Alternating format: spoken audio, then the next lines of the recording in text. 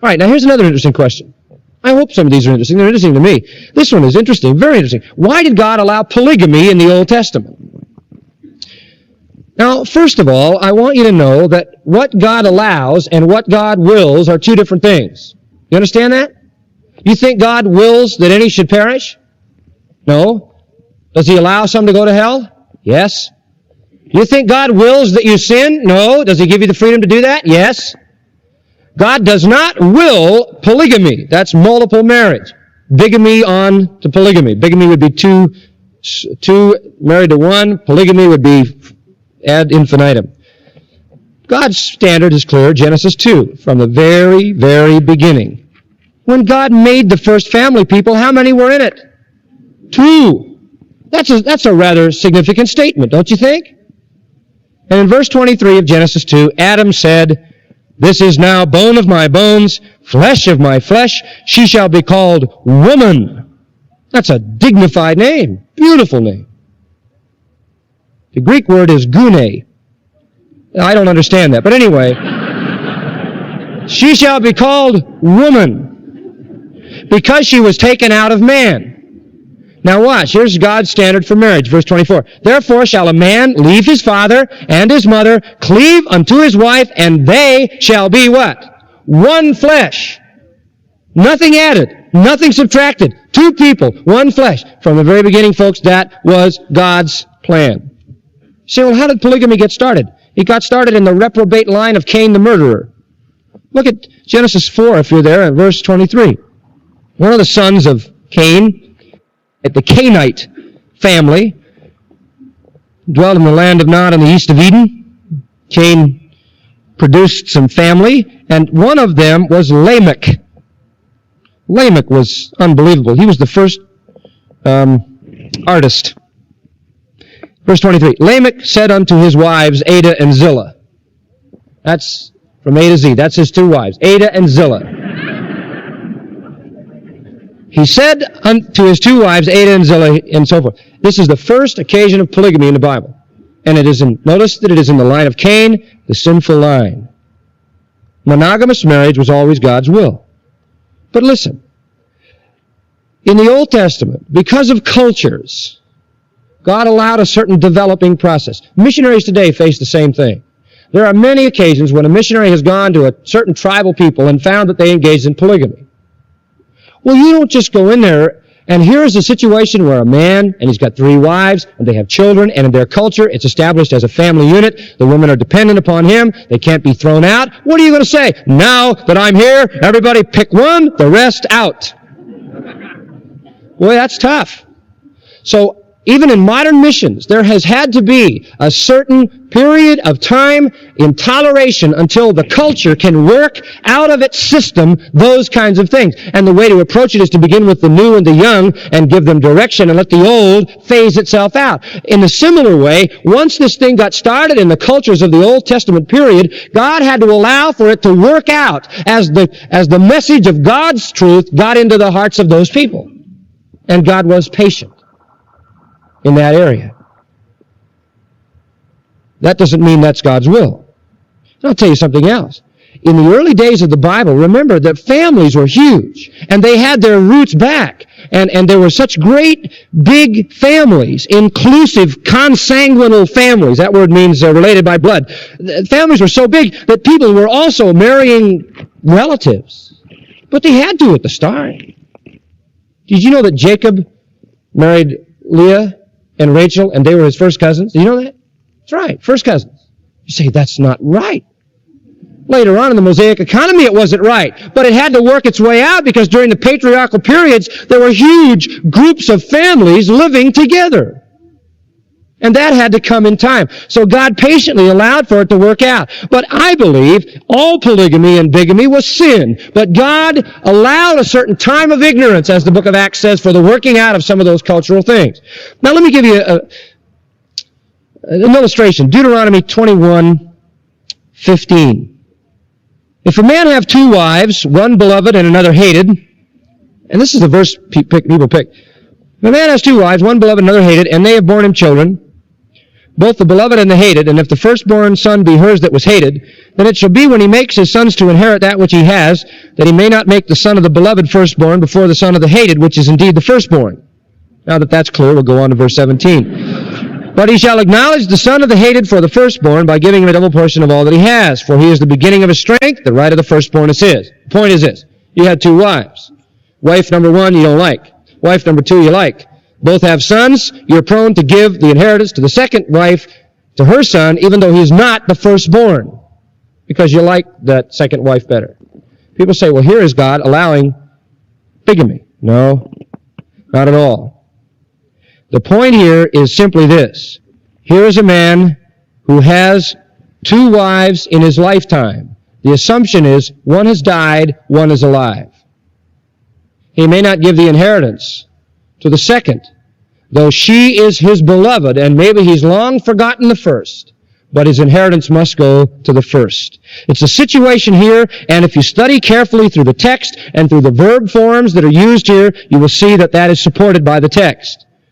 The word had is there. The word was hated, past tense, relative to that wife who has died.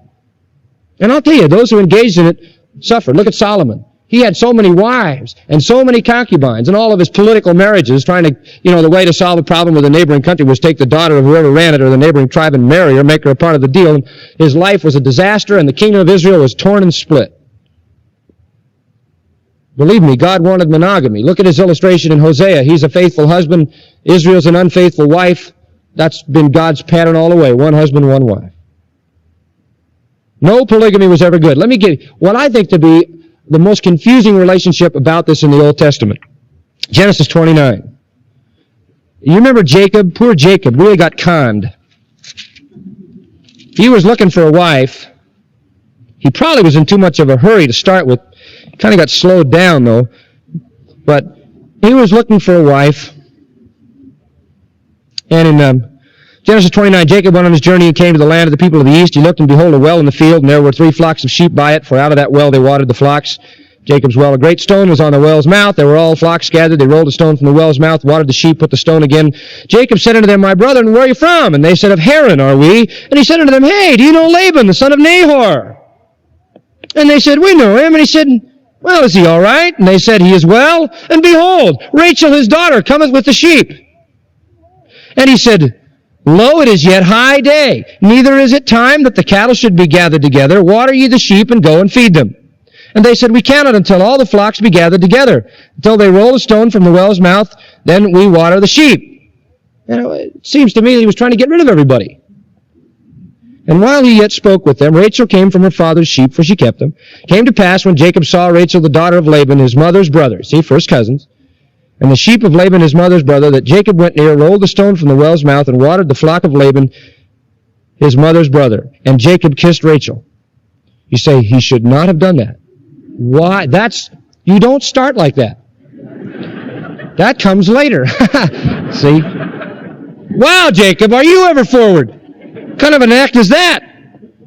To add to that, he lifted up his voice and wept. He really gave a song and dance. Well, what it was he was greeting his long-lost cousin. See? Right.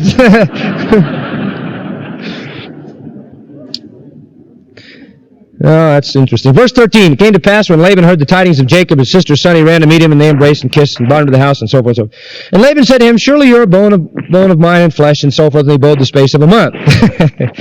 Right. And verse 15, and Laban said unto Jacob, because you are my brother, shouldest thou therefore serve me for nothing? I can't have you around here for a month working for nothing. What would you like?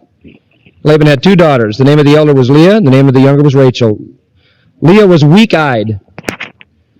Now, we don't know just exactly what that means, but in those days, we have some ideas. Women were covered except for the face, and weak-eyed would mean basically homely. Could be cross-eyed, which may be the best translation. Leah was cross-eyed. It's a little tough to think about, but that's, if all you've got going is everything is covered, and they're crossed, that's, Anyway, so Leah had a basic problem. And Rachel was beautiful and well-favored. Rachel was, really beautiful. And Jacob loved Rachel and said, I'll serve you 7 years for Rachel. And Laban said, it's better that I give her to thee than that I give her to another man. You're better than anybody I've met so far. Stick around. Now, you know he loved her if he's going to work 7 years for Rachel. And I'm sure they enjoyed each other's company for that period of time in a filial relationship. They seemed unto him but a few days for the love he had for her. 7 years went by, he loved her so much. And we make a beautiful story out of this. And it really is, it's a great emotional love story. And Jacob said to Laban, give me my wife, for my days are fulfilled, that I may go in unto her. And this time for our marriage. And Laban gathered together all the men of the place, and they had a big feast. Came to pass in the evening, he took Leah his daughter, and brought her to him, and he went in unto her. He snuck Leah in there. And verse 25, it came to pass in the morning.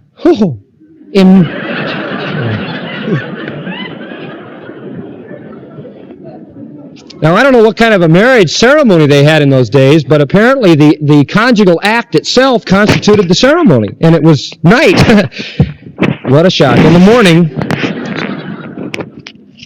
behold, it was Leah. I like that line. Behold, it was Leah. And he said to Laban, what is this you've done to me? I served you for Rachel. You beguiled me. And Laban said, it must not be so done in our country to give the younger before the firstborn. It's a custom. It's a rule we have here. Sorry. Now he says in verse 27, work another 7 years and I'll give you Rachel. Yeah, a little discouraging, right? So Jacob fulfilled the week, gave him Rachel, his daughter, as his wife. Now I'm going to say something that you may not have heard before. I believe, stay with us, I believe that Jacob sinned. In my own heart, I believe he sinned in marrying Rachel. I believe God allows one wife. And even though Jacob received Leah, it was more important to be obedient to God's pattern than to be emotionally satisfied. Now think about that. When somebody comes to me and says, I'm leaving my wife because I don't like her, that means nothing to me. There's a right and a wrong, and it's right to stay married to the one you're married to. Not because you found somebody else more attractive. He loved Rachel more than Leah.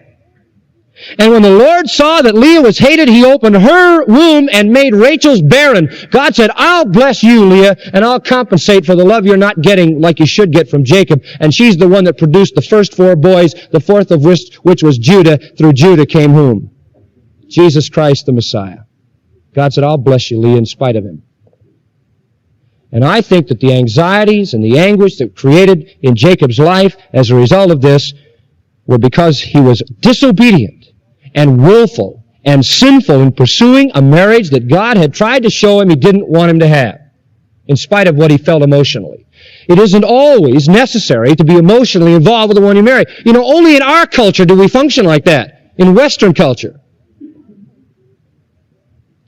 So, Jacob resented Leah, made her feel unloved, but boy, she had the children. She had the children. The Lord gave her 4 sons, Reuben, Simeon, Levi, and Judah. She was never loved, and she knew it. Verse 14, Reuben went the days of wheat harvest. Reuben, he loved his mother, Leah. He wanted his father to love his mother. So he got some mandrakes. You know, what does it say in the New American? Love apples? Does it say that? That's what they are. They believed it was some kind of a love potion. See? And so Reuben was going to help his mother, try to, get her a place in his father's love, and so he got some love apples and brought them to his mother. Rachel said to Leah, give me of thy sons love apples, supposedly a sexual stimulation. She said, is it a small matter that thou hast taken my husband? You see there?